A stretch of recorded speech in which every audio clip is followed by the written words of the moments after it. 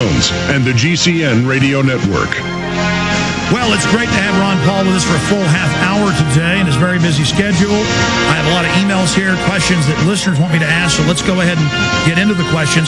We ended that segment with video and audio of Congressman Lloyd Doggett, a big collectivist, being booed off the stage at a Randall's grocery store here in Austin. Now, I talked to people that were there.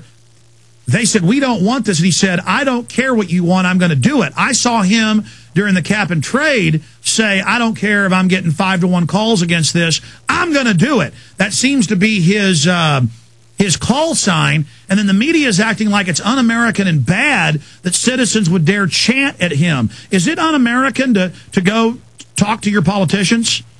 Well, when we can't do that, it's all over. You know, the First Amendment tells you something about petitioning Congress and having some redress. So I would say that if they ever get to the point where they want to enforce that, where you can't call down your elected officials, the ballgame's over.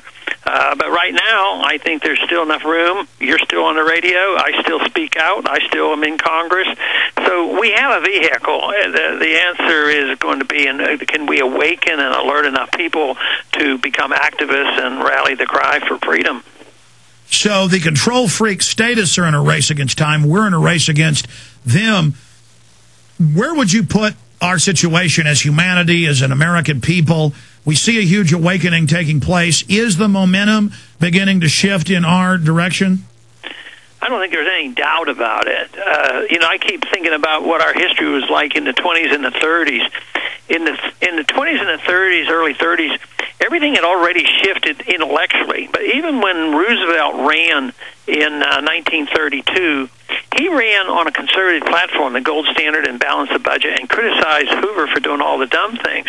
But the intellectual community had already come to the welfare state and socialism, and that, of course, is what Roosevelt responded to. I think it may well be reversed right now, because now when I go out and talk to colleges and campuses and kids and all, they know what Austrian economics are, and they know about the Federal Reserve. I mean, just think of the momentum we have on the Federal Reserve, auditing the Fed. So I would say underneath, the momentum is on our side. But in Washington and the intellectual communities are still very statist. So this to me is very encouraging, but we have to translate that eventually into political action. But the contest is on, and we have a long way to go yet.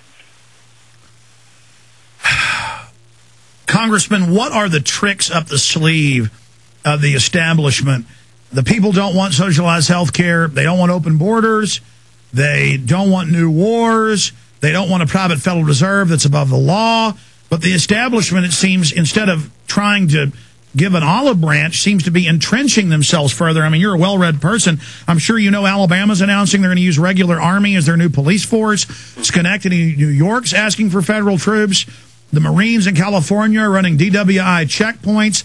CNN and Fox are reporting the Army's going to lock down cities and try to carry out forced inoculations. Now, they're trying to announce this. I'm not saying they're going to get away with it, but they're certainly saying it.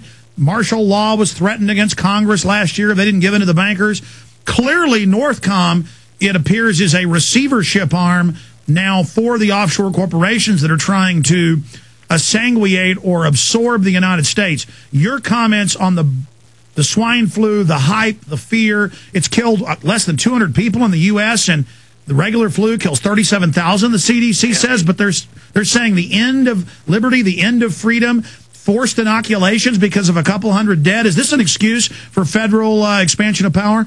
Yeah, it's pure propaganda, to get us involved overseas. It's war propaganda on somebody's going to attack us with a nuclear weapon if we don't go in and invade other countries. The same way or domestically scare people. Most people don't know what you just said, that tens of thousands of people die from flu every year, and now we have a couple hundred, and they want us to just sacrifice our choices and just say, oh, okay, if you tell us we need a shot, we'll do it. But there will come a time when there will be enough of us that will just raise Cain. But the other thing that's happening is the government's running out of money. there's a limit. You know, they can have a lot of war propaganda, but if they don't have any money and can't fight these wars, the empire ends. Same way domestically. That's why people should be prepared for bad times and survival reasons, know how to take care of themselves, know something about personal health care. And there probably will always be an underground economy, regardless of how bad it gets, which means there will be, you know, even in the Soviet system, you know, the people who were in the know-how and always ended up with a private doctor. But let's hope it never gets that bad. That's the whole thing. That's what we work so hard to try to prevent. But when you hear these stories about the use of force and the use of martial law and the tremendous invasion of our privacy, that to me is scary. That nothing is private anymore. Everything in the government is secret, and your privacy is non-existent. That is where the real problem is. We need to reverse that sentiment. Well, Congressman, you are a medical doctor, and I pulled up your quotes from the 70s when you came out and said, we've had a few deaths at a military base. That, by the way, was triggered after an inoculation. And then thousands died. Tens of thousands got sick from the swine flu vaccine itself. You were proven right then. How did you know it was a fraud in 76, 77? And I know you've spoken out against it today. Can you specifically give us your take on where it's going? Because it looks like, from my research, Obama is going to use fear over this flu as a political smokescreen and as kind of a false flag or controlled crises so government can grandstand as our savior to push through the carbon tax in the Senate, to push through the amnesty, the gun control, the socialized health care. That's why you now see Pelosi and others saying, we're going to try this in October. I mean, do you concur that looks like how this is triangulating, or give us your expert? Yeah, it's hard to say, but I think, yes, there'll definitely be some votes in September and October for them to bring this up. But on the inoculations, the main reason why I was skeptical even in 76 is I don't like the mass treatment of people. It's just bad medicine. That doesn't mean that I have an attitude that inoculations are never good. Matter of fact, I think polio was truly eradicated by inoculation as well as smallpox. But the question is should government be making massive decisions? Under the Constitution, there's not supposed to be any government involvement at all. So, but government's inept. I remember that vote in 76. It was interesting. There were two of us that voted against it, and the other one was Dr. Larry McDonald.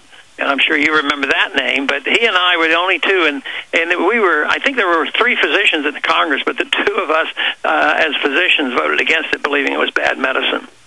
Yeah, I would ask you, Congressman, please don't take any flights from Alaska to South Korea. No, I don't plan to do that. Well, I think there'd be a revolt in this country if they did to you what they did to McDonald. Yeah. So, certainly.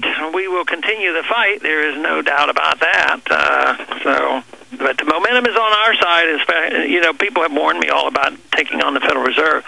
But the momentum is building. You know, we worry about how much pressure they have and how much authority they have.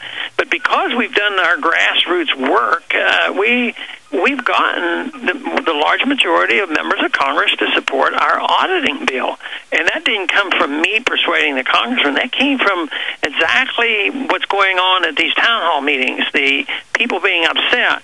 In this way, I think we harness the energy in the correct way and say, look, there's a problem there, and one of the problems is they don't tell us what they're doing, and here we have this secret organization that prints money, spends the money outside the budget, and people have responded, and that's why we have this 282 members of Congress on it. I suspect we're going to get more.